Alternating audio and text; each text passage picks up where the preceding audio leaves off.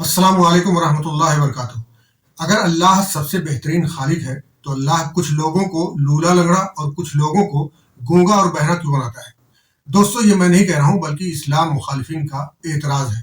इस तरह के सवालों का मकसद आमतौर पर कम इल्म रखने वाले मुसलमानों के दिलों में अल्लाह के मुतालिक शक व शुबा डालना होता है।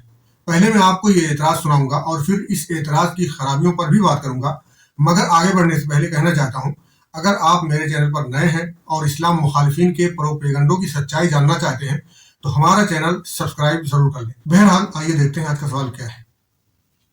एक सवाल और बस मुख्तसर सा कि अल्लाह को कहते हैं वो बेस्ट खालिकीन है, बिल्कुल है। बेस्ट खालिकीन, और हर मुसलमान जानता है कि वो बेस्ट खालिकीन सच है वो ये है। लेकिन बेस्ट किसे बोलते हैं? तो बेस्ट बनाने वाला है, सबसे अच्छा होगा। सबसे अच्छा बनाने वाला। अगर चलो मान लीजिए एक एक वो है कार बनाने वाला है, वो बेस्ट कार बनाने वाला शख्स है, बेस्ट कार बनाने वाला है। तो अगर मान लीजिए वो एक पहिया अगर गलत एक पहिया ना बना, 3 पहियों की कार बना दे या 2 पहियों की कार बना दे, वो घिस के चल रही है, उसमें ब्रेक ना बनाए एक कार में, तो उसे बेस्ट बनाने वाला कह सकते हैं हम? बिल्कुल कार ये ठीक है। इसी तरीके से जैसे अल्लाह है, कुछ इंसान ऐसे पैदा होते हैं जो अंधे होते हैं, कुछ इंसान ऐसे पैदा होते हैं जिनकी हाथ नहीं है या कुछ कमी होती है, ऐसे पैदा होते हैं। तो फिर वो एथियस्ट की तरफ से ये सवाल उठता है कि बेस्ट खालिकीन अगर वो है तो फिर ये ऐसा पैदा क्यों कर रहा है इंसानों को? तो एतराज आपने सुन लिया। इस एतराज को हक बजानी साबित करने के लिए मुर्तद ये मिसाल देता है कि अगर कोई इंजीनियर खराब गाड़ी बनाए तो उसे अच्छा इंजीनियर नहीं कहेंगे, तो फिर अल्लाह को बेहतरीन खालिक कैसे कह सकते हैं अगर वो अपने बंदों को ऐबदार बनाता है? तो ये एतराज दरअसल अल्लाह को मखलूक की कारीगरी पर कयास करने की कोशिश है, जो कि अपने आप में एक जहालत है। और इसकी वीडियो के कमेंट में बहुत सारे हिंदू इसकी तारीफ भी करते हैं। लेकिन अगर थोड़ी देर के लिए हम अल्लाह की बात ना करके इसकी तारीफ करने वाले हिंदुओं के खुदाओं की बात करें तो ये सवाल उन हिंदुओं से भी बनता है जो इसको सपोर्ट करते हैं, क्योंकि लूले लंगड़े इंसान सिर्फ मुसलमानों ही में पैदा नहीं होते। तो क्या ये मुर्तद यही सवाल उन हिंदुओं से भी कर सकता है जो इसकी वाहवाही करते हैं? बहरहाल हम बहैसियत मुसलमान इस बात पर यकीन रखते हैं, ईमान रखते हैं कि सारे जहान का खालिक अल्लाह है और वो सबसे बेहतरीन खालिक है। तो हम इसी पर बात करेंगे। सबसे पहले ये समझ ले कि अल्लाह इंसानों की तरह कोई कारखाना नहीं चलाता जैसा कि इसने मिसाल दिया है, बल्कि वो पूरी कायनात को चलाता है। एक इंजीनियर ड्राइंग के मुताबिक कोई चीज बनाता है और अल्लाह इरादे के मुताबिक मखलूक बनाता है।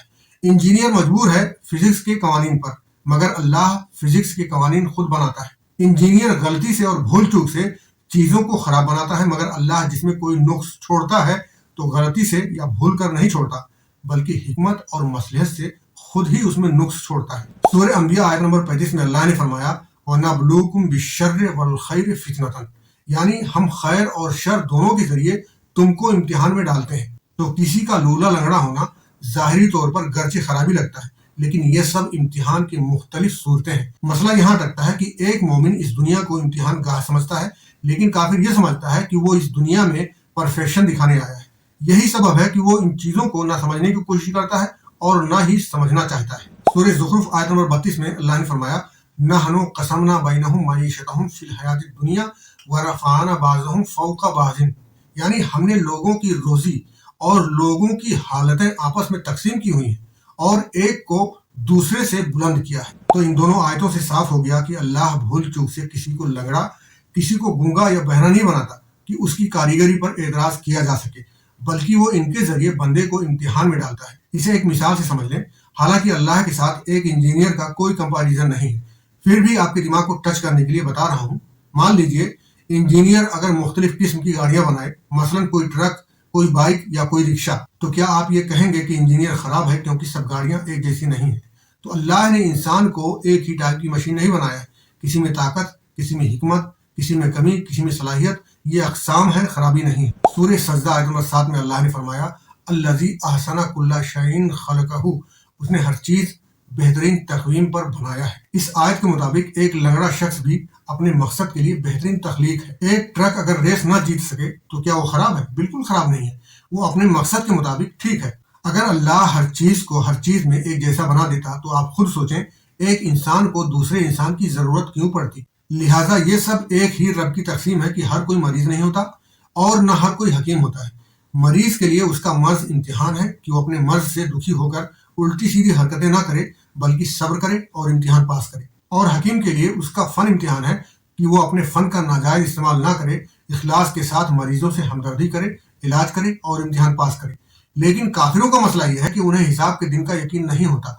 वो समझते हैं کہ اسی دنیا میں ہمیشہ رہنا ہے، اس لیے وہ ہر اس کام کو اچھا سمجھتے ہیں جو ان کو دنیاوی فائدہ دیتی ہے۔ اس طرح ایک کافر امتحان میں فیل ہوتا ہے، مگر مومن کو اس بات کا یقین ہوتا ہے کہ یہ دنیا فانی ہے، اسی لیے مومن اپنی بیماریوں پر، اپنے تمام دکھوں پر صبر کر لیتا ہے اور امتحان پاس کر لیتا ہے۔ اسی طرح اللہ کسی کو غریب اور امیر بھی غلطی سے یا بھول کر نہیں بناتا، بلکہ حکمت اور مصلحت سے بناتا ہے۔ سورہ شورى آیت نمبر 27 میں اللہ نے فرمایا، اگر اللہ سارے بندوں کی روزی کشادہ کر دیتا تو وہ زمین میں فساد برپا کر دیتے، لیکن وہ اندازے کے مطابق جو کچھ چاہتا ہے نازل کرتا ہے۔ اس سے یہ بھی پتہ چلا کہ سارے انسانوں کو ایک جیسا امیر نہ رکھنا بھی اللہ کی حکمت ہے، اور اسی حکمت کے ساتھ دنیا میں انسانی سماج زندہ ہے۔ انسانوں کی ضرورتیں اور کمزوریاں خوشی سے یا ناخوشی سے انہیں ایک دوسرے سے جوڑے رکھتی ہیں، جسے ہم سماج کہتے ہیں۔ آپ نے ایک مشہور کہاوت بارہا سنا ہوگا کہ پیٹ نہ ہوتا تو بھیٹ نہ ہوتا۔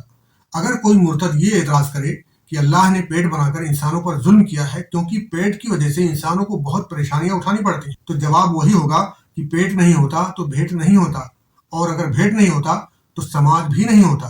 ویسے سچ بتاؤں، اگر ایک آدمی نہا دھو کر جہالت پر ہی اتر آئے تو علم والوں کے پاس اس کا جواب نہیں ہوتا۔ اسی لیے ایک مشہور کہاوت ہے کہ جاہل کا جواب خاموشی ہے، لیکن چونکہ مسئلہ ایمان اور عقیدے کا ہے اور اس بات کا امکان موجود ہوتا ہے کہ عام لوگ ان جاہلوں کے فتنوں کا شکار ہو جائیں، اسی لیے بہت سارے اسلامی اسکالرز کوشش کرتے ہیں کہ ان کی جہالت کا لیبل اور ان کی شیطانی چالیں لوگوں کے سامنے آئیں تاکہ عام لوگ دھوکہ نہ کھائیں، اور میں بھی یہی کر رہا ہوں۔ خلاصہ یہ ہے کہ اللہ خراب مخلوق نہیں بناتا، مختلف آزمائشیں بناتا ہے۔ اللہ کی تخلیق میں نقص نہیں، حکمتیں ہوتی ہیں۔ انسان کسی کمپنی کا پروڈکٹ نہیں، امتحان کی مخلوق ہے۔ اگر سب ایک جیسے ہوتے تو قرآن کی آیتیں، شکر، صبر، مدد اور ثواب کچھ بھی معنی نہیں رکھتا۔ لہٰذا یہ سوال نہیں ہے، بلکہ خالق کو مخلوق پر قیاس کرنے کی گھٹیا کوشش ہے۔